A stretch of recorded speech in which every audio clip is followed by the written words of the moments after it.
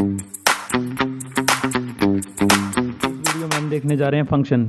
इससे पहले कि हम वीडियो में आगे बढ़े, मैं आपको बता देता हूं कि सेट हम इन वन शॉट मतलब एक वीडियो के अंदर सेट को कंप्लीट कर चुके हैं। सेम ऐसे ही रिलेशन भी इन वन शॉट कंप्लीट कर चुके हैं और आज हम देखने जा रहे हैं फंक्शन। ये जो वीडियो है ये सभी क्लास मतलब क्लास 11th के अगर आप स्टूडेंट हैं, 12th के हैं, NDA, navy, air force, IIT, JEE mains या एडवांस किसी की भी आप तैयारी कर रहे हैं या किसी भी 11th या 12th क्लास में हैं आप, ठीक है, तो ये सभी के लिए इंपॉर्टेंट है क्योंकि थ्योरी तो बिल्कुल सेम ही होती है, बस क्वेश्चनों का लेवल डिफरेंट होता है। और साथ ही मैं बता देता हूँ कि हम क्वेश्चन बोर्ड पर आपको कराते हैं लेकिन थ्योरी हम ऐसे PDF फॉर्म में लेके आ रहे हैं क्योंकि थोड़ा कम टाइम में ही कवर हो जाता है, टाइम थोड़ा कम लगता है, ठीक है। और साथ ही साथ आपके लिए ये नोट्स भी अवेलेबल हो जाते हैं, तो ये फ्री नोट्स आपको अवेलेबल हो जाएंगे। डिस्क्रिप्शन में लिंक है, ठीक है, टेलीग्राम का, और आप टेलीग्राम ग्रुप को ज्वाइन कर लें, वहाँ पर आपको ग्रुप में ये नोट अवेलेबल हो जाएंगे, ठीक है। तो चलिए शुरू करते हैं फंक्शन। तो देखिए क्या होता है फंक्शन। लिखा है मैंने कि function is A special type of relation. एक खास तरीके का रिलेशन ही क्या बनता है, फंक्शन। आपने देखा सेट से रिलेशन बना, रिलेशन से क्या बन रहा है अब, फंक्शन। तो आप पहले सेट को क्लियर करें, फिर रिलेशन को, फिर फंक्शन पर आएँ, ठीक है। तो function is A special kind of relation. Function जो है खास तरीके का रिलेशन होता है, मतलब किसी रिलेशन के अंदर कुछ ऐसी खासियत होनी चाहिए तभी उसको आप फंक्शन कह सकते हैं, ठीक है। तो वो क्या खासियत होनी चाहिए, लिखा है मैंने, एनी रूल, किसी भी नियम के according, in which every element of set A, set A का सभी एलिमेंट, ठीक है, every element of set A, set A के सभी element is related to one and only one element of set B, set B के केवल एक और एक एलिमेंट से रिलेटेड होने चाहिए, तभी आप उस रिलेशन को क्या कह सकते हैं, फंक्शन कह सकते हैं। तो क्या खासियत होनी चाहिए, क्या स्पेशल चीज़ होनी चाहिए, सेट ए के सभी एलिमेंट एक तो, और सभी किससे जुड़े होंगे, सेट बी के केवल एक और एक एलिमेंट से रिलेटेड होंगे, तभी उस रिलेशन को हम क्या कहेंगे, फंक्शन। जबकि रिलेशन के अंदर इस टाइप की कोई भी कंडीशन नहीं थी, ठीक है। चलिए एग्जाम्पल देख लेते हैं हम इस पर बेस। तो देखिए एग्जाम्पल क्या है आपका, एग्जाम्पल ए सेट आपको गिवन है, ABCD, बी सेट भी आपको गिवन है, ठीक है। फंक्शन जो है वो आपका A to B डिफाइन है। A to B का मतलब है कि डोमेन आपकी A होगी, मतलब A से आप इनपुट देंगे और B से आपको क्या मिलेगी, आउटपुट मिलेगी, ठीक है। तो ये जो फंक्शन बनाया है ये किसी रूल के अकॉर्डिंग बनाया गया है, ठीक है। हमने तो एग्जाम्पल लिया है, रूल हमने लिखा नहीं यहाँ पर। तो ए सेट के देखिए सभी एलिमेंट बी सेट के केवल एक और एक एलिमेंट से जुड़े हुए हैं। जैसे A 1 से रिलेटेड है, B 2 से रिलेटेड है, C केवल 3 से रिलेटेड है, D केवल 4 से रिलेटेड है। तो सेट ए के एक तो सभी एलिमेंट ऑर्डर्ड पेयर बना रहे हैं, ठीक है, और केवल एक और एक एलिमेंट के साथ ही बना रहे हैं, मतलब मोर देन वन जो है किसी एलिमेंट से रिलेटेड नहीं होंगे। ए सेट के सभी एलिमेंट केवल एक और एक एलिमेंट से ही रिलेटेड होंगे, ठीक है।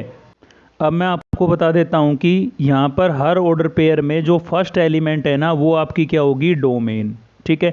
और डोमेन जो है आपको मैंने बताया भाई सेट ए के सभी एलिमेंट, तो सभी एलिमेंट ऑर्डर्ड पेयर बनाएंगे, तो डोमेन जो है वो पूरा फर्स्ट सेट होगी, यानी कि सेट ए अगर हम बोल दे डोमेन तो गलत नहीं होगा यहाँ पर, ठीक है। डोमेन और रेंज रिलेशन और फंक्शन दोनों में सेम है, ठीक है, कोई अलग नहीं है, ये बिल्कुल भी सेम वही डेफिनेशन है। रिलेशन के अंदर मैंने आपको इसकी डेफिनेशन कराई थी। तो रेंज क्या है हमारे पास, हर ऑर्डर पेयर का सेकंड एलिमेंट, ठीक है। तो यहाँ पर 1 है, यहाँ पर 2 है, यहाँ पर 3 है, यहाँ पर क्या है 4। तो आपकी रेंज क्या हो जाएगी, 1 2 3 4, ठीक है। उसके बाद थर्ड चीज़ आती है कोडोमेन। तो कोडोमेन क्या होती है, जो सेकंड सेट होता है आपका, सेकंड सेट पूरा क्या होती है हमेशा, कोडोमेन। अब आप देख सकते हैं कि जो रेंज है, रेंज के सारे एलिमेंट आपको किस में दिखाई दे रहे हैं, कोडोमेन में, क्योंकि सेकंड सेट के एलिमेंट होते हैं। तो आप ये बात बोल सकते हैं यहाँ पर कि we should always remember that, हमेशा आपको याद रखना है क्या, कि the range is a subset of codomain, की रेंज जो है वो कोडोमेन का क्या होगी, सबसेट होगी। इसी एग्जाम्पल को आपको एरो डायग्राम से समझाया गया है। ये A सेट है, ये B सेट है, A आपका 1 से रिलेटेड है, B 2 से, C 3 से और D 4 से रिलेटेड है, ठीक है। 5 एक ऐसा एलिमेंट है जिसकी कोई प्री इमेज नहीं है। इधर के एलिमेंटों को क्या बोलेंगे, इमेज, और इधर वाले एलिमेंटों को क्या बोलेंगे, प्री इमेज। तो ऐसा कोई भी एलिमेंट नहीं होगा जिसकी इमेज नहीं होगी, इमेज सभी की होती है। एग्जाम्पल के लिए आप समझ सकते हैं कि भाई शैडो जो होती है वो सभी इंसान की बनती है, इंसान हो कोई भी वस्तु हो, जब सनलाइट आप पर पड़ती है या किसी भी मटेरियल पर पड़ती है, किसी भी बिल्डिंग ट्री वगैरह पर पड़ती है तो हर एक चीज़ की शैडो बनती है, और शैडो का मतलब इमेज कह सकते हैं हम, है ना। तो इमेज सभी की होती है, ठीक है। तो ये याद रखेंगे, इमेज हमें सभी एलिमेंटों की होगी, लेकिन कुछ एलिमेंट ऐसे हो सकते हैं जिनकी क्या नहीं होगी, प्री इमेज नहीं होगी। इस चीज़ को हम डिटेल में आगे डिस्कस करेंगे, ठीक है। तो आपको यहाँ पर क्या नोट करना है, देखिए डेफिनेशन के अकॉर्डिंग आपको नोट करना है। According to the definition of a function, two things have been said and two things have not been said. जो फंक्शन की डेफिनेशन है ना, उसके अकॉर्डिंग दो बातें ऐसी है जो बोली गई है, और दो बातें ऐसी है जो नहीं बोली गई है। कौन सी बातें? देखिए मैं एक बार फिर से आपको डेफिनेशन दिखाता हूँ। यहाँ पर बोला गया है कि सेट ए के सभी एलिमेंट, इसका मतलब बोली गई बात, एक बात तो कौन सी हो गई, सेट ए के सभी एलिमेंट। इसका मतलब सेट बी के सभी एलिमेंट हो भी सकते हैं, नहीं भी हो सकते हैं, ठीक है। ये नहीं बोली गई बात। बोली गई सेट ए के सभी एलिमेंट, और नहीं बोली गई बात कि सेट बी के सभी एलिमेंट हो भी सकते हैं और नहीं भी। ऐसा कुछ नहीं बोला इसने सेट बी के बारे में, ठीक है। और इसने बोला है कि सेट ए के सभी element one and only one element of set B के केवल और एक एलिमेंट से जुड़ेंगे। तो इससे उल्टा, यानी कि सेट बी के सभी एलिमेंट जो है वो सेट ए के एक से जुड़ेंगे या एक से मोर देन वन से ऑर्डर्ड पेयर बनाएंगे, ऐसा कुछ नहीं बोला गया है, ठीक है। तो ये दो बातें ऐसी है जो बोली गई है, और दो बातें ऐसी है जो नहीं बोली गई है। और भी डिटेल में हम यहाँ पर देखते हैं इनको। नंबर ऑफ फंक्शन, या फिर आप बोल सकते हैं mapping from A to B, ठीक है। मैपिंग भी बोल सकते हैं आप इनको। तो ए टू बी कितनी मैपिंग होगी, यानी कि कितने फंक्शन बनेंगे। तो देखिए सेट ए है हमारे पास, इसमें मान लीजिए एलिमेंट है आपका x1 x2 x3 up to xm तक, यानी कि नंबर ऑफ एलिमेंट्स कितने हैं, m। और सेट बी में नंबर ऑफ एलिमेंट्स कितने हैं, n है, ठीक है। ध्यान से समझिएगा कि जो रिलेशन है वो बना कैसे, ठीक है ना। अब देखिए यहाँ पर ये मैंने एरो डायग्राम में दिखा दिया है। यहाँ पर ये सेट ए है आपका, m एलिमेंट है, और यहाँ पर सेट बी है, यहाँ पर n एलिमेंट है। तो देखिए क्या बोला इसने कि x1 can take an image.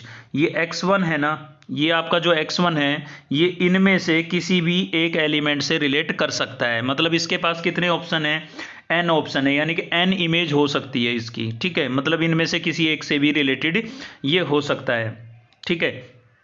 ऐसे x2 can take an image, ऐसे ही x2 के लिए भी कितने ऑप्शन है, n ऑप्शन है। अप टू ऐसे ही xm तक सभी के लिए कितने ऑप्शन है, m ऑप्शन है, ठीक है। तो यहाँ पर टोटल नंबर ऑफ फंक्शन कैसे बनेंगे आपके, total number of function from A to B. देखिए x1 के लिए भी n ऑप्शन थे, ठीक है। x2 के लिए भी n ऑप्शन थे, x3 के लिए भी n ऑप्शन थे, अप टू m तक ऐसे ही चलेगा, क्योंकि m एलिमेंट है ना यहाँ पर। तो n जो है वो कितने टाइम्स रिपीट हुआ, n टाइम्स रिपीट हुआ, ठीक है। 5 टाइम रिपीट होता तो हम लिखते हैं n रेज टू पावर 5, लेकिन m टाइम रिपीट हुआ तो क्या लिखेंगे, n raise to power m, ठीक है। इस चीज़ को मैंने दूसरे तरीके से भी लिखा है कि number of elements in codomain, यानी कि सेकंड सेट में जितने एलिमेंट है वो, और पावर में क्या लिखे जाएंगे, number of elements in domain. First set में जो डोमेन है, मतलब फर्स्ट सेट के जो एलिमेंट है, कोडोमेन में सेट बी के सारे आ जाते हैं, और डोमेन में, फंक्शन के केस में डोमेन में सेट ए के सारे आ जाते हैं फर्स्ट सेट के, ठीक है। ऐसे भी याद रख सकते हैं। तो ये नंबर ऑफ फंक्शन कैलकुलेट करने का तरीका है। अब vertical line test for function F to B a function, मतलब कोई भी रिलेशन फंक्शन है या नहीं है, वर्टिकल लाइन ड्रॉ करके भी हम चेक कर सकते हैं इस चीज़ को, ठीक है। इस पर हमने दो ग्राफ यहाँ पर बनाए हैं, देखिए। A vertical line do not intersect the curve at more than one point. अगर गिवन रिलेशन एक फंक्शन है तो वर्टिकल लाइन हमेशा ग्राफ को केवल एक ही पॉइंट पर इंटरसेक्ट करेगी। ये आपका ग्राफ है, ठीक है। और ये वर्टिकल लाइनें हमने ड्रॉ की हैं। तो हर एक वर्टिकल लाइन ग्राफ को केवल एक एक पॉइंट पर इंटरसेक्ट कर रही है, तो मतलब ये रिलेशन फंक्शन है। लेकिन ये जो हमने बनाया है, देखिए ये आपका ग्राफ है, और ये वर्टिकल लाइन इसने 2 पॉइंट पर इस ग्राफ को कट किया, ठीक है। तो ये जो रिलेशन है ये आपका फंक्शन नहीं है। तो वर्टिकल लाइन ड्रॉ करके भी आप किसी भी रिलेशन को चेक कर सकते हैं कि वो फंक्शन है या फिर नहीं है, ठीक है। आगे बढ़ते हैं हम। अगला है हमारे पास टाइप्स ऑफ फंक्शन। तो यहाँ पर वो टाइप है हम पढ़ेंगे जो हम पीछे डिस्कस कर रहे थे। तो टाइप्स ऑफ फंक्शन में आ जाएगा there are mainly 4 types of function. देखिए इस दुनिया के अंदर फंक्शन की केवल 4 टाइप्स ही होती हैं। या तो फंक्शन आपका इनटू होगा, या ऑन टू होगा, या वन वन होगा, या मैनी वन होगा, ठीक है। जितने भी फंक्शन हैं इन 4 में से कोई एक फंक्शन ही होगा। बाकी जो आती हैं स्पेशल टाइपें आ जाती हैं, जैसे कि exponential function, logarithmic function, trigonometric function, ITF inverse trigonometric function, ठीक है, modulus function, absolute value function, ये स्पेशल टाइप आ जाती है जिनको हम आगे डिस्कस करेंगे। तो फिलहाल तो पहले इनटू ऑनटू वगैरह पढ़ लेते हैं। तो देखिए इनटू फंक्शन क्या होगा, a function is a into function from A to B. कोई भी एक फंक्शन है वो इनटू फंक्शन होगा ए टू बी कब, if at least one element of set B have no pre image. सेट बी के अंदर कम से कम एक एलिमेंट ऐसा होना चाहिए जिसकी कोई प्री इमेज ना हो, मतलब फ्री हो, जो किसी के साथ ऑर्डर पेयर नहीं बना रहा हो। ठीक है, इसको एग्जाम्पल से समझते हैं। तो देखिए ये आपका ए सेट है, ये बी सेट है।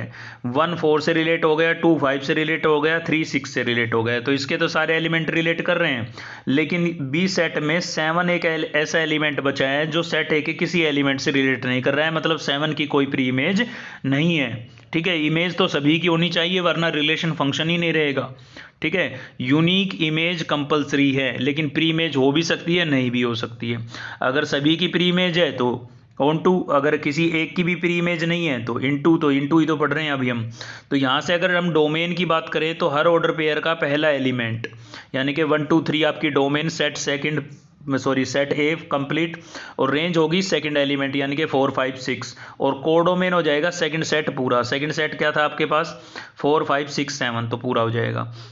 इस चीज़ को एरो डायग्राम से समझते हैं तो 1 5 से रिलेट था, 1 4 से, 2 5 से, और 3 6 से रिलेट था, इसमें आप देख सकते हैं। ठीक है, और 7 किसी से रिलेट नहीं था, तो 7 हैव नो प्री इमेज। तो इस 7 की वजह से इस फंक्शन को हम क्या बोलेंगे, इनटू फंक्शन बोलेंगे। एक चीज़ और भी नोट करेंगे यहाँ पर कि जो रेंज है वो आपकी कोडोमेन की क्या है, सबसेट है। जो मैंने आपको पीछे भी बताया था, रेंज हमेशा कोडोमेन की क्या रहेगी, सबसेट रहेगी। आगे हम पढ़ने जा रहे हैं onto function. Onto function का दूसरा नेम है सर्जेक्टिव। ठीक है, सर्जेक्टिव भी आप इसको बोल सकते हैं। तो ये function is a onto function from A to B if every element of set B have at least one pre-image। देखिए इनटू में एक एलिमेंट ऐसा था, सेट बी का एक एलिमेंट ऐसा था जिसकी कोई प्री इमेज नहीं थी। कम से कम एक एलिमेंट ऐसा होना चाहिए जिसकी कोई प्री इमेज ना हो। तो इनटू अगर सभी की प्री इमेज है, चाहे वो यूनिक हो चाहे मोर देन 1 हो, लेकिन अगर सभी की प्री इमेज है तो फंक्शन कैसा होगा, ऑन टू। यानी कि एक दूसरे के अपोजिट है, या तो फंक्शन आपका इनटू रहेगा या आपका फंक्शन ऑन टू रहेगा। याद रखेंगे ऑन टू को सर्जेक्टिव भी बोलते हैं। ठीक है, इस चीज़ को एग्जाम्पल से समझते हैं। देखिए आप देख सकते हैं सेट ए में ये एलिमेंट है ABCD, सेट बी में आपके पास है 1 2 3 4। तो ए आपका 1 से रिलेट है, बी 2 से रिलेट है, सी 3 से रिलेट है, डी 4 से।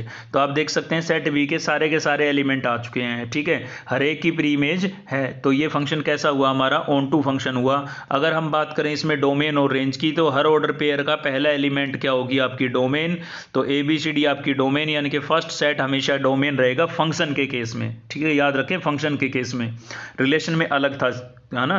मतलब डोमेन को रेंज होती वही है, डेफिनेशन वही है, लेकिन रिलेशन में जरूरी नहीं होता ना कि सेट ए के सारे एलिमेंट इन्वॉल्व हो।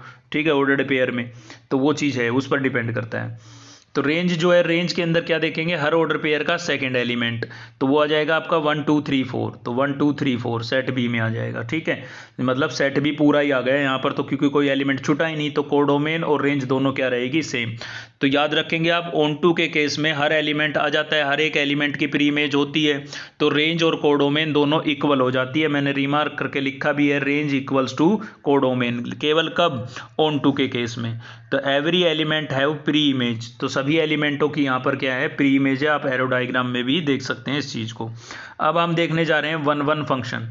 देखिए नाम से पता लग रहा है 1 1 मतलब एक एक। आजकल जो डिस्पोजल इंजेक्शन आते हैं, एक बार यूज करने के बाद फेंक दिया जाता है, तो उससे आप याद रख सकते हैं इंजेक्टिव, यानी कि इंजेक्शन। ठीक है, इंजेक्टिव से इंजेक्शन। तो जो डिस्पोजल इंजेक्शन है वो 1 टाइम्स 1 इंजेक्शन यूज किया जाता है, तो वहाँ से आप याद रख सकते हैं 1 1 function. A function is a 1 1 function from A to B। कोई भी फंक्शन आपका 1 1 फंक्शन होगा A to B if every element of set B have unique pre image. ये कह रहा है कि कोई भी फंक्शन जो है वो आपका 1 1 फंक्शन होगा कब, जब सेट बी के सभी एलिमेंटों की यूनिक प्री इमेज हो। लास्ट में लिखा है इफ हैव, यदि है तो, मतलब जिसकी भी प्री इमेज है वो यूनिक होनी चाहिए। इमेज तो यूनिक होती थी, वरना रिलेशन को हम फंक्शन ही नहीं कहेंगे, लेकिन इसमें बोल दिया कि प्री इमेज भी क्या होनी चाहिए, यूनिक। मतलब हर एलिमेंट एक एक से रिलेटेड होगा, सेट ए के एक एक एलिमेंट से रिलेटेड होगा। तो 1 1 फंक्शन, और मोर देन 1 से रिलेटेड हो गया तो मैनी 1 फंक्शन बन जाएगा। इस चीज़ को एग्जाम्पल से समझाए। ये ए सेट है आपके पास, ये बी सेट है, फंक्शन आपका A to B है, 1 A से रिलेट कर गया, 2b से और 3c से। तो 1 2 3 आपकी हो गई डोमेन यानी कि सेट ए पूरा, और ए बी सी आपकी क्या हो गई रेंज, ठीक है। और कोडोमेन क्या होगी सेकंड सेट पूरा यानी कि ए बी सी डी पूरा सेकंड सेट ये, ठीक है। इस चीज़ को एरो डायग्राम से भी समझाया है, तो आप देख सकते हैं ए केवल 1 से रिलेट है, बी केवल 2 से रिलेट है, सी केवल 3 से रिलेटेड है। तो इधर सभी ये इधर के एलिमेंट एक एक से रिलेटेड है तो 1 1, और मोर देन 1 से रिलेट कर जाते तो मैनी 1, ठीक है। अगला यही है रिमार्क हम देख लेते हैं। जो रेंज होगी यहाँ पर वो जो है सबसेट होगी कोडोमेन का, या तो सबसेट होगी या इक्वल होगी, इक्वल टू का साइन भी लिखा है। तो वो डिपेंड करता है, क्योंकि कुछ एलिमेंट ऐसे हो भी सकते हैं जिनकी कोई प्री इमेज ना हो, और ऐसा भी हो सकता है कि सभी की प्री इमेज हो। क्योंकि मैंने देखी यहाँ पर क्या लिखा है, इफ हैव, यदि है तो कैसी होनी चाहिए, यूनिक प्री इमेज होनी चाहिए, ठीक है। आगे बढ़ रहे हैं हम मैनी वन फंक्शन क्या होगा, ये function is a many one function from A to B if at least one element of set B have more than one pre image. कह रहा है कि सेट बी में कम से कम एक एलिमेंट ऐसा होना चाहिए जिसकी एक से ज़्यादा क्या हो, प्री इमेज हो, ठीक है। एग्जांपल देख लेते हैं, ये ए सेट है, ये बी सेट है, आपका फंक्शन है ए टू बी।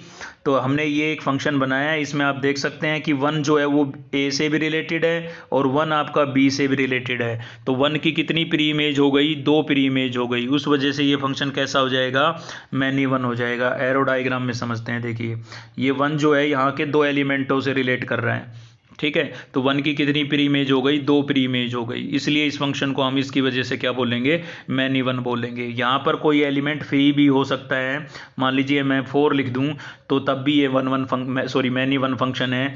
बस कोई एक एलिमेंट ऐसा होना जरूरी है जिसकी मोर देन 1 प्री इमेज हो, ठीक है। डोमेन वही है, हर ऑर्डर पेयर का पहला एलिमेंट, ठीक है। तो फर्स्ट सेट पूरा हो जाएगा। रेंज भी वही है, सेकेंड एलिमेंट, और कोडोमेन आपका सेकंड सेट होता ही है, ठीक है। रिमार्क करके मैंने यहाँ पर लिखा है कि जो रेंज है आपकी वो सबसेट होगी कोडोमेन की, या इक्वल भी हो सकती है। वो डिपेंड करता है, जैसे इस वाले केस में इक्वल है क्योंकि हर एलिमेंट की प्री इमेज। अगर मैं यहाँ 4 लिख दूँ तो इक्वल नहीं होगा, फिर सबसेट बन जाएगी। रेंज जो है वो कोडोमेन की क्या बन जाएगी, सबसेट। तो 1 have more then 1 pre image, देखिए लिखा भी है मैंने, 1 एक ऐसा है एलिमेंट है जो जिसकी मोर देन 1 प्री इमेज है, ए और बी 2 प्री इमेज है, ठीक है।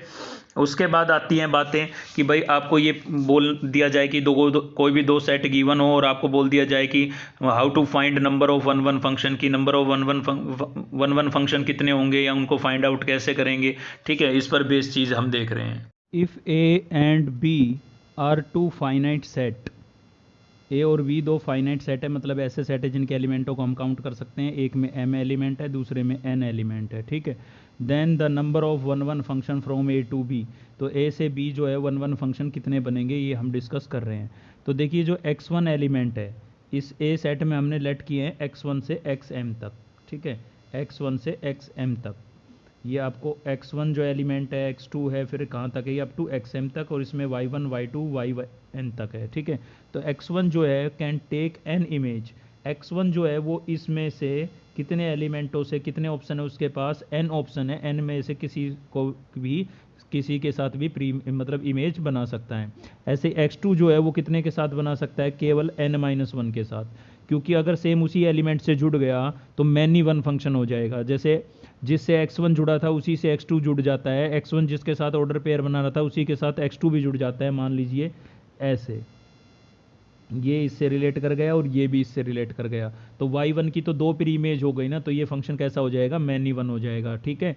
तो जिससे x1 रिलेट कर गया उससे x2 रिलेट नहीं करेगा, इसलिए x2 के लिए ऑप्शन कितने बचे, n-1। ऐसे ही x3 जिससे रिलेट कर जाएगा, x3 किससे रिलेट करेगा, जिससे ना तो x1 रिलेट किया था ना x2 रिलेट किया था, तो इसके लिए ऑप्शन कितने बचेंगे, n-2। एक यहाँ कम हो गया, एक यहाँ कम हो गया, तो n-2। ऐसे अगले के लिए n-3, अगले के लिए n-4, और लास्ट में जो बचेंगे वो कितने बचेंगे, xm, लास्ट एलिमेंट जो होगा वो उसके लिए ऑप्शन कितने बचेंगे, n-m+1, ठीक है। वो उसके लिए कितने होंगे, n-m, मतलब यहाँ पर जितने भी एलिमेंट है हर एक से रिलेट कर गए तो उतने हम माइनस कर देंगे, और ठीक है जो बचा है उसमें +1 कर दिया है हमने यहाँ पर। देखिए +1 इसलिए किया है यहाँ पर, अगर मान लीजिए 1% n = m होता है तो फिर तो इसके लिए 0 हो जाएगा ना यहाँ पर, ठीक है। तो इक्वल के केस में केवल एक ही एलिमेंट बचे, इसीलिए हमने यहाँ पर +1 कर दिया है। अगर ये इक्वल है तो ये तो 0 ही बचता है, फिर इसलिए +1 है, ठीक है। तो उसके बाद या फिर ऐसे समझ सकते हैं आप कि भाई यहाँ पर n में से कितने एलिमेंट माइनस हो गए, m एलिमेंट माइनस हो गए, ठीक है, और फिर ये +1 कैसे, जो लास्ट बचेगा वो 1 ही बचेगा। तो यहाँ से अब कैसे बनाएंगे हम, देखिए सभी को हम कंबाइन कर लेते हैं। तो नंबर ऑफ 1 1 फंक्शन क्या होंगे, फर्स्ट के लिए बना था n, सेकंड के लिए n-1, थर्ड के लिए n-2, अप टू कहाँ तक चलेगा, n-m+1 तक चलेगा, ठीक है। इस चीज़ को या तो आप ऐसे याद रखें या फिर इसको हम परम्यूटेशन की फॉर्म में भी लिख सकते हैं। आपने 11th क्लास में परम्यूटेशन कम्बिनेशन पढ़ा होगा, अगर आप 11th कर चुके हैं तो, ठीक है। तो इसको परम्यूटेशन के केस में की फॉर्म में हम कैसे लिख सकते हैं, npm, ऐसे लिख सकते हैं npm। लेकिन याद रखेंगे कि यहाँ पर जो n है ना वो ग्रेटर देन m होना चाहिए, मतलब n की जो वैल्यू है, इधर जो एलिमेंट है सेकंड सेट में जो एलिमेंट है वो फर्स्ट सेट के एलिमेंटों से या तो ज़्यादा हो या इक्वल हो, तभी 1 1 फंक्शन बनेगा। अगर इधर एलिमेंट कम है इधर ज़्यादा है तो 1 1 फंक्शन बनने का सवाल ही पैदा नहीं होता, क्योंकि इधर कोई एलिमेंट फ्री रह नहीं सकता, वो रिलेट करेगा ही करेगा, और इधर एलिमेंट है कम तो एक से ज़्यादा एलिमेंट रिलेट कर जाएंगे तो मैनी 1 फंक्शन बन जाएगा, ठीक है। तो इसीलिए यहाँ पर लिखा है कि m अगर ग्रेटर देन है n से तो नंबर ऑफ 1 1 फंक्शन 0 बनेंगे, मतलब एक भी नहीं बनेगा, क्योंकि इधर ज़्यादा एलिमेंट है तो मजबूरन एक एलिमेंट से ही रिलेट करना पड़ेगा, दो को तो फंक्शन कैसा बन जाएगा, मैनी 1 बन जाएगा। तो ये रिजल्ट केवल कब होगा, जब n जो है वो greater than equal to m हो, यानी कि सेकंड सेट में जो एलिमेंट है उनकी संख्या, number of element second set के फर्स्ट सेट के नंबर ऑफ एलिमेंट से या तो ग्रेटर हो या इक्वल हो, ठीक है। तो ये तो हो गया आपका 1 1। अब हम बात कर रहे हैं कि भाई ये तो 1 1 फंक्शन फाइंड कैसे करते हैं, मतलब नंबर ऑफ 1 1 फंक्शन कैसे फाइंड आउट करेंगे, उसके लिए आपके पास ये रिजल्ट आ गया था। लेकिन चेक कैसे करेंगे कि गिवन फंक्शन आपका 1 1 है या नहीं है, ठीक है। तो उसके लिए 3 मेथड्स हैं हमारे पास। एक तो है थ्योरेटिकल मेथड में क्या करेंगे, हम कोई भी दो रियल नंबर लेट करेंगे x और y, और दोनों पर हम फंक्शन की वैल्यू कैलकुलेट करेंगे और उन दोनों को इक्वल रख देंगे और वहाँ से सिंप्लीफाई करेंगे। देखिए इम्प्लाइज दैट का साइन लगा हुआ है कि इसको सिंप्लीफाई करने पर अगर x इक्वल्स टू वाई आ जाता है, दो रियल नंबर x और y लेट करेंगे, दोनों पर फंक्शन की वैल्यू कैलकुलेट करेंगे, दोनों को इक्वलेट कराएंगे। सिंप्लीफाई करने के बाद अगर x इक्वल्स टू वाई आ जाता है तो गिवन फंक्शन आपका 1 1 है, ठीक है। तो x इक्वल्स टू वाई कब नहीं आएगा, अगर पावर इवन है तो, क्योंकि प्लस माइनस का साइन आ जाता है फिर, ठीक है। तो फंक्शन मैनी 1 हो जाता है। बाकी इस चीज़ को आगे लिखा है हमने, देखिए यहाँ पर हम बात कर रहे हैं, देखिए खाली 1 1 फंक्शन की बात नहीं कर रहे हैं, 1 1 चेक करना हो या मैनी 1 चेक करना हो। अगर यहाँ x इक्वल्स टू वाई है तो 1 1, और x equals to plus minus y आ जाता तो मैनी 1, ठीक है, थ्योरेटिकल मेथड में। दूसरा है ग्राफिकल मेथड से भी हम देख सकते हैं कि गिवन फंक्शन आपका 1 1 है या मैनी 1 है। कैसे, देखिए वर्टिकल लाइन तो हमें बताती है कि गिवन रिलेशन फंक्शन है या नहीं, और ओरिजेंटल लाइन हमें बताती है कि गिवन जो फंक्शन है वो आपका 1 1 है या मैनी 1 है। तो जैसे हमने ये एक ग्राफ बनाया है और ओरिजेंटल लाइन आप ड्रॉ करेंगे ऐसे, अगर horizontal line more than 1 point पर इंटरसेक्ट कर रही है तो आपका फंक्शन कैसा है, मैनी 1, और केवल एक पॉइंट पर इंटरसेक्ट कर रही है ओरिजेंटल लाइन, देखिए ये ओरिजेंटल लाइन एक ही पॉइंट पर यहाँ पर इंटरसेक्ट कर रही है, ये ओरिजेंटल लाइन भी एक ही पॉइंट पर यहाँ पर इंटरसेक्ट कर रही है, तो ये फंक्शन आपका कैसा है, 1 1। तो वर्टिकल लाइन क्या बताएगी कि गिवन रिलेशन फंक्शन है या नहीं है, और ओरिजेंटल लाइन क्या बताएगी कि गिवन फंक्शन आपका 1 1 है या फिर मैनी 1 है। यही बात मैंने यहाँ पर लिखी है, आप पढ़ के देख सकते हैं, ठीक है। उसके बाद आती है थर्ड मेथड क्या आ गया, बाई कैलकुलस क्या है भाई, for checking whether f x is a 1 1, find whether the function is only increasing और only decreasing in its domain, if yes then 1 1। देखिए क्या बोला है इसने, कैलकुलस मेथड बहुत ही अच्छा मेथड है, इंपॉर्टेंट मेथड है, ठीक है, अक्सर हम इसी का यूज करते हैं। तो जो फंक्शन है वो उसको हमें चेक करना पड़ेगा कि वो इंक्रीजिंग फंक्शन है या डिक्रीजिंग फंक्शन है। केवल इंक्रीजिंग फंक्शन है अपनी डोमेन के अंदर, ठीक है, उसकी डोमेन में अगर वो केवल इंक्रीजिंग है तो भी आपका फंक्शन कैसा रहेगा, 1 1 रहेगा, ठीक है। और केवल डिक्रीजिंग है तो भी आपका फंक्शन कैसा रहेगा, 1 1 रहेगा। अगर उसकी डोमेन में वो दोनों है, जैसे ये फंक्शन आपका जो है ना, ये दोनों है, यहाँ से देखिए यहाँ से ये डिक्रीज होना शुरू हुआ, यहाँ तक डिक्रीज हुआ इस पॉइंट तक, ठीक है, उसके बाद इंक्रीज होना शुरू हो गया, तो ये डिक्रीज भी हो रहा है इंक्रीज भी हो रहा है, दोनों काम हो रहे हैं, इसलिए ये मैनी 1 है। लेकिन ये वाला जो फंक्शन है ये केवल और केवल इंक्रीज हो रहा है, ग्राफ आपका ऊपर की तरफ जा रहा है, देखिए, इसलिए 1 1 है। तो कैलकुलस मेथड से आप ऐसे चेक कर सकते हैं। तीसरा मेथड कौन सा हो गया, कैलकुलस, ठीक है। एक और भी तरीका है इसका कि आप डेरिवेटिव करके देख लीजिए। अगर आप डिफरेंशिएशन पढ़ चुके हैं तो डेरिवेटिव करके देख लीजिए। Derivative greater than equal to zero आता है, ठीक है, या तो greater than equal to zero आता है या less than equal to zero आता है अपनी डोमेन के अंदर, ठीक है। तो आपका फंक्शन कैसा होगा, 1 1, क्योंकि greater than equal to zero आएगा तो इंक्रीजिंग होगा और less than equal to zero आएगा तो डिक्रीजिंग होगा। अगर दोनों आते हैं, इंक्रीजिंग भी है डिक्रीजिंग भी है, दोनों हैं, तो आपका फंक्शन कैसा है, फिर मैनी वन फंक्शन है, 1 1 वो नहीं है, ठीक है। देखिए यहाँ पर रिमार्क करके हमने लिखा भी है, the student are advise to use the graphical और calculus method for finding 1 1 function, ठीक है। 1 1 फंक्शन चेक करना हो आपको, मैनी वन चेक करना हो तो आपको हमेशा कौन सा मेथड यूज करना है, या तो ग्राफिकल मेथड यूज करना है या कैलकुलस मेथड यूज करना है 1 1 फंक्शन चेक करने के लिए, ठीक है। सेकंड बात हमने लिखी है रिमार्क करके, if F x is not 1 1 function, अगर एफ एक्स आपका 1 1 फंक्शन नहीं है then it is a many one function, अगर वो 1 1 नहीं है तो फिर मैनी वन है, क्योंकि कोई भी फंक्शन या तो 1 1 होगा या मैनी वन होगा, सेम ऐसे ही या तो इनटू होगा या ऑन टू होगा, ठीक है। अब 1 1 मैनी वन की बात आई गई तो बात कर लेते हैं कि how to find many one function.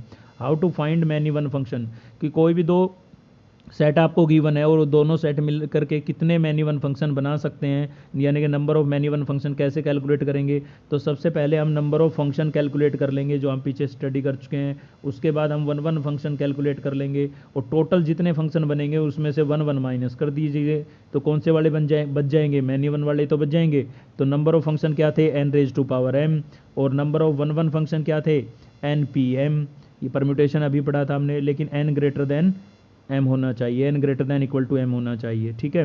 तो ये आपका रिजल्ट होगा। अगर n की वैल्यू लेस देन m है, ठीक है, तो आपका जो है जितने रिलेशन होंगे उतने ही मैनी वन रिलेशन होंगे, सारे के सारे कैसे रिलेशन होंगे, मैनी वन, क्योंकि इस वाले केस में 1 1 फंक्शन तो बन ही नहीं सकता, हमने पीछे पढ़ा था अभी, ठीक है। तो 1 1 तो बनेगा नहीं, 1 1 तो क्या हो जाएंगे, जीरो, तो इसकी वैल्यू तो आपकी क्या हो जाएगी, जीरो हो जाएगी, तो केवल यही बड़ा बच जाएगा बस। फिर जितने रिलेशन बनेंगे सारे के सारे कैसे रिलेशन बनेंगे, मतलब जितने फंक्शन बनेंगे सारे के सारे कैसे फंक्शन बनेंगे, मैनी वन फंक्शन बनेंगे, ठीक है। आगे बात आती है अब हाउ टू चेक इनटू और ऑन टू फंक्शन। भाई गिवन फंक्शन आपका इनटू है या ऑन टू है, ये कैसे चेक करेंगे, ठीक है। तो इसके लिए मैंने बताया आपको कि range of function F x is not equal to codomain of F X. देखिए पहले ये बात आप समझ लीजिए कि रेंज जो है वो कोडोमेन के अगर इक्वल नहीं है, मतलब कुछ एलिमेंट ऐसे हैं जिनकी प्रीमेज नहीं है तो इक्वल नहीं होंगे, ठीक है, कोडोमेन और रेंज। तो कैसा फंक्शन होगा, इनटू फंक्शन होगा। अगर रेंज जो है वो कोडोमेन के इक्वल है तो फंक्शन आपका कैसा होगा, ऑन टू, यानी कि या तो गिवन फंक्शन इनटू होगा या ऑन टू होगा। अगर सभी की प्रीमेज है तो ऑन टू है, और किसी एक एलिमेंट ऐसा है जिसकी प्रीमेज नहीं है तो इनटू है। बाकी हम डेफिनेशन पढ़ चुके हैं इनकी, ठीक है। Any polynomial of odd degree, ये ध्यान रखेंगे आप, ऑड डिग्री है तो आपका जो फंक्शन है वो कैसा होगा, ऑन टू होगा, क्योंकि हर एक एलिमेंट की प्रीमेज होगी। अगर इवन डिग्री है, पावर इवन है, इवन पावर है, तो आपको पता है भाई इवन जो होती है, जैसे एक्स स्क्वेयर है तो एक्स स्क्वेयर कभी भी नेगेटिव वैल्यू नहीं देगा, यानी कि नेगेटिव नंबरों की प्रीमेज नहीं होगी, उसकी वजह से वो गिवन फंक्शन आपका ऑन टू नहीं होगा। फिर कैसा होगा, इनटू होगा, क्योंकि नेगेटिव नंबरों की प्रीमेज नहीं होगी, मैंने बाकायदा लिखा है, because negative real number have no preimage, negative real नंबरों की कोई प्रीमेज नहीं होगी, ठीक है, नेगेटिव रियल नंबरों की प्रीमेज नहीं होगी, इसीलिए आपका जो फंक्शन है वो कैसा होगा, इनटू फंक्शन होगा, क्योंकि नेगेटिव नंबरों की प्रीमेज नहीं होगी। तो याद रखें, ओड पावर है तो ऑन टू और इवन पावर है तो इनटू। उसके बाद हम आगे बढ़ रहे हैं, how to find into function. अब बात यह आ जाती है कि भाई इनटू फंक्शन कैसे फाइंड आउट करेंगे हम, ठीक है। तो if A and B are finite set, ठीक है, फाइनाइट सेट है, ए सेट में m एलिमेंट है, बी सेट में n एलिमेंट है, देन क्या बोल रहा है भाई आगे, तब नंबर ऑफ इनटू फंक्शन क्या होंगे। तो देखिए ये फॉर्मूला आपका nc1 n-1 raise to power m nc2 n-2, ठीक है, ये फॉर्मूला है, इसको आप थोड़ा लर्न कर लेंगे, ठीक है। ये कम्बिनेशन का यूज़ करके बनाया है, डेरिवेशन थोड़ा लंबा था तो डेरिवेशन की वजह से हमें ज़रूरत पड़ेगी नहीं, तो आप सीधा रिजल्ट याद रखें, क्योंकि MCQ क्वेश्चन बनते हैं कंपटीशन एग्जाम में, तो डेरिवेशन मैंने किया नहीं, ठीक है, डायरेक्ट आप ये रिजल्ट मेमोराइज कर लें। तो इसमें याद रखेंगे कि n की वैल्यू जो है वो लेस देन इक्वल्स टू क्या होगी, m होगी, और अगर n ग्रेटर देन m है तो आपका जो नंबर ऑफ इनटू फंक्शन है वो क्या बनेंगे, n raise to power m, यानी कि सारे के सारे फंक्शन ही कैसे होंगे, इनटू होंगे फिर, ठीक है। अगर आपको ऑन टू फाइंड आउट करना है तो सेम वही बात आती है, ऑन टू के लिए नंबर ऑफ फंक्शन में से नंबर ऑफ इनटू फंक्शन आप माइनस कर दीजिए, ठीक है। तो इसको आपको याद करने की ज़रूरत नहीं पड़ेगी। अगर ये आपको लर्न है तो आप नंबर ऑफ फंक्शन कैलकुलेट करिए और इनटू फंक्शन कैलकुलेट करिए, वन नंबर ऑफ फंक्शन में से इनटू सब्ट्रैक्ट कर दीजिए, ऑन टू बच जाएंगे, ठीक है। ये यही कर रखा है यहाँ पर, ये वो पहली वाली कंडीशन में। और दूसरी वाली, अगर ये दोनों इक्वल हैं तो सीधा n फैक्टोरियल आ जाएगा, क्योंकि दोनों इक्वल हो गए तो हर एक एलिमेंट एक एक से रिलेट करेगा, तो हर एलिमेंट की क्या होगी, प्रीमेज होगी, तो इसलिए हम क्या लिख देंगे, n फैक्टोरियल लिख देंगे। अगर ग्रेटर आता है तो ऑन टू फंक्शन बन ही नहीं सकता, ठीक है, क्योंकि उसमें फिर बी सेट में कोई ना कोई एलिमेंट जरूर छूटेगा आपका, ठीक है। तो इनटू ऑन टू बनेगा ही नहीं, फिर ऑन टू क्या होंगे, जीरो होंगे। तो देखिए यहाँ पर ये रिजल्ट आप मेमोराइज कर लीजिए बस, ठीक है। तो उसके बाद है combination of function. Combination of function मतलब इन्हीं को हमने कंबाइन कर दिया है। अब अगर आपका कोई फंक्शन 1 1 है इनटू है, तो फंक्शन का मतलब 1 1 भी है और इनटू भी है, तो उसको हम कहेंगे 1 1 into function.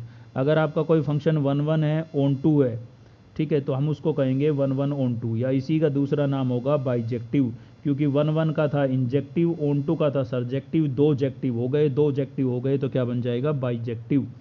Many one function है और इनटू फंक्शन है तो कहेंगे मैनी वन इनटू, और मैनी वन है ऑन टू भी है तो कहेंगे many one onto function, ठीक है। उसके बाद आता है हमारे पास क्लासिफिकेशन ऑफ फंक्शन। हम डिफरेंट टाइप्स के फंक्शन पढ़ेंगे, ठीक है। तो function are classified by the type of mathematical equation which represent their relationship, ठीक है। तो फंक्शन जो है यहाँ पर क्लासिफिकेशन ऑफ फंक्शन में क्या है, डिफरेंट टाइप्स के हम फंक्शन पढ़ेंगे जो मैथमेटिकल इक्वेशन से बने हुए होंगे। तो जिसमें आ जाता है हमारा, देखिए यहाँ पर मैंने पूरा डिटेल में इस चीज़ को समझाया है। यहाँ पर ये देखिए कितने टाइप के फंक्शन आपके पास बनेंगे, कितने टाइप के आपके पास फंक्शन बनेंगे। तो फंक्शन को कैसे डिवाइड कर सकते हैं हम, 3 पार्ट्स के अंदर डिवाइड कर सकते हैं। एक तो एल्जेब्रिक फंक्शन बनेंगे, एक ट्रांसीडेंटल फंक्शन बनेंगे, और एक क्या बनेंगे, पीस वाइज फंक्शन, ठीक है। अब कौन कौन से होते हैं, एल्जेब्रिक फंक्शन में आ जाएगा आपका पोलोनोमियल फंक्शन, और पोलोनोमियल में monomial, constant, identity function, detail में पढ़ेंगे इनको, ठीक है। उसके बाद आ जाता है रैशनल फंक्शन और इरेशनल फंक्शन। ट्रांसीडेंटल में आ जाएंगे exponential function, logarithmic function, trigonometric function और आईटीएफ यानी कि इन्वर्स ट्रिग्नोमेट्रिक फंक्शन, ठीक है। पीस वाइज मतलब टुकड़ों में, जिसका ग्राफ कैसा होगा, टुकड़ों में होगा, तो उसमें आ जाता है आपका modulus function, signum function, greatest integer function GIF, fractional part function, और एक आ जाता है आपका लिस्ट इंटीजर, ठीक है। एक क्या आ जाता है, लिस्ट इंटीजर। तो इनको हम डिटेल में पढ़ेंगे आगे। तो सबसे पहले हम पढ़ेंगे अब एल्जेब्रिक फंक्शन। एल्जेब्रिक फंक्शन में हम ये सभी टाइपें पढ़ेंगे। तो देखिए एल्जेब्रिक फंक्शन देखते हैं।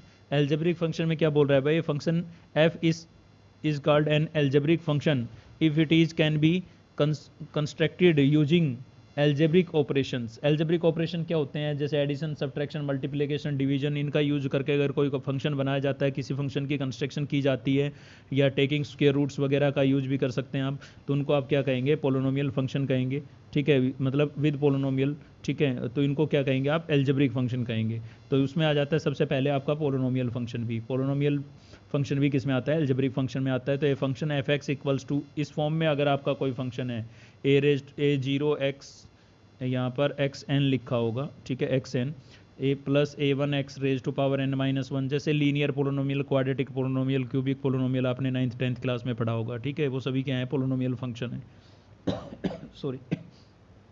तो a0 a1 an ये जो सभी क्या हैं आपके कांस्टेंट है, और ये आपके कैसे रहेंगे, n is a non negative. n जो है यहाँ पर n की जो वैल्यू है वो आपकी नॉन नेगेटिव होगी, मतलब पावर नेगेटिव यहाँ पर नहीं होगी। यहाँ पर एग्जांपल भी दिए है मैंने। तो ये आपके कैसे हैं, पोलोनोमियल फंक्शन है सारे। तो इसमें फर्स्ट में डिग्री आपकी कितनी होगी, डिग्री क्या होती है, हाईएस्ट पावर ऑफ वेरिएबल, तो 1920 इसकी डिग्री होगी, सेकंड की डिग्री 2 होगी, थर्ड की डिग्री क्या होगी, 0, क्योंकि यहाँ x की मैक्सिमम पावर कितनी है, 0 है। डिग्री आपको पता ही होगा, हाईएस्ट पावर ऑफ वेरिएबल। उसके बाद पोलोनोमियल फंक्शन की टाइप आ जाती है monomial function. A function of the form of, इस फॉर्म में जो है मतलब एक ही टर्म है जिसके अंदर, मोनो का मतलब एक, ठीक है। तो उसमें a आपका कांस्टेंट है और n आपका क्या है, नॉन नेगेटिव इंटीजर है। तो इस टाइप फॉर्म में जो फंक्शन है उसको आप क्या कहेंगे, मोनोमियल फंक्शन कहेंगे। इनकी डोमेन और रेंज भी हम साथ साथ डिस्कस करेंगे, जैसे ये फंक्शन है, ये फंक्शन है, ये फंक्शन है, ये सभी कैसे हैं, मोनोमियल फंक्शन है। इनकी जो डोमेन होगी सारे रियल नंबर होगी, मतलब कोई भी आप x की वैल्यू सब्स्टिट्यूट कर सकते हैं, और रेंज जो मिलेगी वो भी कोई भी रियल नंबर होगा, मतलब जो आउटपुट मिलेगी वो भी कोई भी रियल नंबर मिल सकती है। उसके बाद आता है हमारे पास constant function, a function of the form of y equals to F x equals to c, मतलब ऐसे एक कांस्टेंट, जैसे कि एग्जांपल ये आपको दे रखा है F x equals to 2, F x equals to 5। तो ये कैसे फंक्शन है, कांस्टेंट फंक्शन है, और कांस्टेंट फंक्शन का ग्राफ हमेशा एक स्ट्रेट लाइन होगी, एक सीधी लाइन होगी ऐसे, ठीक है। वो नेगेटिव पॉजिटिव डिपेंड करता है कि जो सी की वैल्यू है वो नेगेटिव है या पॉजिटिव है। अच्छा, इसमें डोमेन की बात करें तो एक्स की वैल्यू आप कुछ भी सब्स्टिट्यूट कर लीजिए, लेकिन आउटपुट हमेशा वो कांस्टेंट ही मिलेगा। अब इसमें आप एक्स की वैल्यू कुछ भी सब्स्टिट्यूट करें, ये 2 पर कोई फर्क ही नहीं पड़ेगा क्योंकि इसके साथ वेरिएबल नहीं है, तो आउटपुट हमेशा क्या रहेगी, 2 रहेगी। यहाँ पर एक्स की वैल्यू आप कुछ भी सब्स्टिट्यूट करें, ठीक है। तो रेंज आपकी क्या रहेगी, वो कांस्टेंट, और डोमेन क्या रहेगी, ऑल रियल नंबर। ये ग्राफ आप देख सकते हैं, इसका कांस्टेंट का ग्राफ एक लीनियर इक्वेशन आएगी। उसके बाद आ जाता है हमारे पास आइडेंटिटी फंक्शन। तो a function of the form of y equals to F x equals to X, यानी कि x की डिग्री कितनी होगी, 1। तो लीनियर पोलिनोमियल आपने पढ़ा था, उसको आप आइडेंटिटी फंक्शन कह सकते हैं। तो आइडेंटिटी फंक्शन का भी जो ग्राफ होगा वो एक स्ट्रेट लाइन होगी, ठीक है। तो डोमेन इसकी क्या होगी, रियल नंबर, और रेंज भी क्या होगी, रियल नंबर, क्योंकि यहाँ x की वैल्यू जो भी सब्स्टिट्यूट करेंगे वही आपको आउटपुट में मिलेगी, इसीलिए इसको आइडेंटिटी फंक्शन बोल रहे हैं। हम x की वैल्यू 1 रखेंगे तो आउटपुट भी 1, ठीक है, 2 रखेंगे तो आउटपुट भी 2 सेम मिलेगी, इसीलिए इसको क्या बोल रहे हैं, आइडेंटिटी फंक्शन। आइडेंटिटी रिलेशन आपको याद होगा, अगर रिलेशन की वीडियो आपने देखी है तो, ठीक है। तो उसी को आइडेंटिटी फंक्शन भी आप बोल सकते हैं। उसके बाद हमारे पास इसका आ जाता है ग्राफ। अगर F x equals to plus का एक्स है आपके पास, एक्स का आपका ग्रेटर देन इक्वल टू 0 है, तो जो ग्राफ है इसका थर्ड क्वाड्रेंट से फर्स्ट क्वाड्रेंट में जाएगा, ओरिजिन से पास होते हुए। अगर एक्स आपका नेगेटिव है तो फोर्थ से फर्स्ट सेकंड क्वाड्रेंट में जाएगा, ठीक है। क्योंकि देखिए इस क्वाड्रेंट में एक्स वाई दोनों पॉजिटिव होते हैं और इसमें दोनों नेगेटिव होते हैं, सेम साइन होते हैं। तो पॉजिटिव है तो ऐसे जाएगा, और अपोजिट साइन होगा अगर आपका ये एक्स यहाँ पर नेगेटिव हो जाता है, ठीक है, यहाँ पर ये एक्स कैसा हो जाता है, नेगेटिव, तो वाई पॉजिटिव है, एक्स नेगेटिव, तो अल्टरनेट साइन होंगे, मतलब एक पॉजिटिव तो दूसरा नेगेटिव होगा, तो ऐसे जाएगा ग्राफ, ठीक है। उसके बाद आ जाता है हमारा rational function. A function in the form of this P x upon Q x, P upon Q की फॉर्म में जो हो, और डेनोमिनेटर 0 नहीं होगा, ये याद रखेंगे आप। डोमेन जब भी हम डोमेन फाइंड आउट करेंगे तो ये चीज़ हमें बहुत काम आएगी। रेशनल फंक्शन में डेनोमिनेटर 0 नहीं होगा, ठीक है, वरना फंक्शन नॉट डिफाइन हो जाएगा।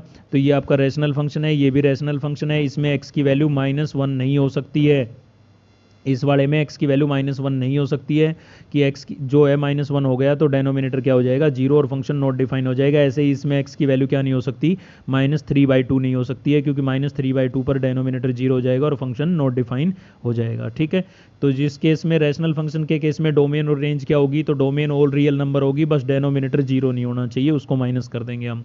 और रेंज जो होगी वो भी ऑल रियल नंबर होगी, लेकिन जिसकी वजह से x की जो वैल्यू ऐसी होगी ना, जैसे इसमें x की वैल्यू -1 नहीं हो सकती, तो अब -1 से कोई आउटपुट हमें मिलनी होगी, तो उसको भी वो भी रेंज में नहीं मिलेगी फिर, इसीलिए लिखा है respected value of Q X equals to 0। तो जिस पर आपका डेनोमिनेटर 0 हो रहा है उसकी रेस्पेक्टेड वैल्यू को कम कर दिया जाएगा, किसमें से, रियल नंबर में से, वो आपकी क्या होगी, आउटपुट होगी, रेंज होगी, ठीक है। उसके बाद आ जाता है हमारा इरेशनल नंबर।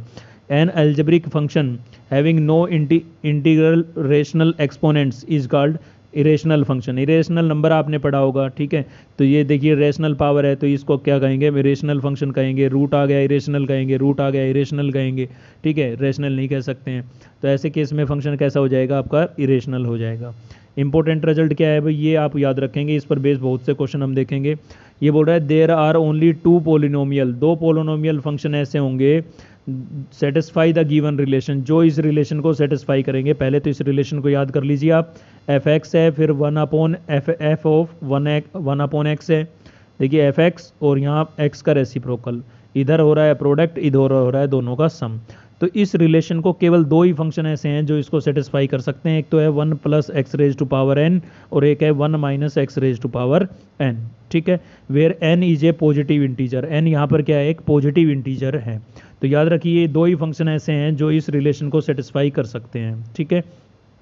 तो फंक्शन थोड़ा लेंदी चैप्टर है, इसलिए हमने इसको 2 पार्ट में कवर करने की सोची है। ये पार्ट 1 था, पार्ट 1 के अंदर हमने यहाँ तक डिस्कस कर लिया है। पार्ट 2 के अंदर हम इससे आगे पढ़ेंगे ट्रांसीडेंटल फंक्शन और पीस वाइज फंक्शन की सभी टाइप्स, और बाकी जो भी बच जाएगा फंक्शन के अंदर वो पूरा नेक्स्ट वीडियो के अंदर 2nd पार्ट में हम कवर कर लेंगे, ठीक है। अगर आपको वीडियो हेल्पफुल लगी तो एक लाइक ज़रूर करें, दोस्तों से शेयर करना बिल्कुल ना भूलें, और चैनल को सब्सक्राइब कर लें अब तक नहीं किया है तो। मिलते हैं इसके 2nd पार्ट में। जय हिंद।